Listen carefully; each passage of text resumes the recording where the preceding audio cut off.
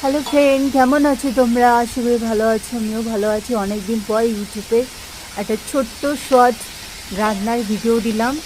এটা আমি ছাদে লাগিয়েছিলাম কলমি শাক। তো এই কলমি শাকগুলো একটু বড় হয়ে গেছে।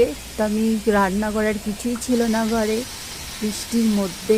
তো আমি ভাবলাম মাছ আছে যখন, মাছটা ভাজা মাছ, তো কী দিয়ে রাঁধবো, শুধু আলু দিয়ে করবো না। তো ছাদে ছিল কলমি শাক, কলমি শাক কটা নিয়ে এসেছি। কেটে দেখো এরকম লম্বা লম্বা ডাঁটা হয়ে গেছে, ডাঁটার মতন করে নিয়েছি। আর এটা তোমার আমি মাছ দিয়ে পাতলা জিরে ফোড়ন তরকারি করেছি। আর এটা কিন্তু খেতে খুবই সুন্দর হয়েছে। আমার এরকম পাতলা তরকারি ভীষণ ভালো লাগে। তো আমি এই কলমি শাক আর আলু দিয়ে মাছের ঝোলটা করে ফেলেছি, কাতলা মাছ।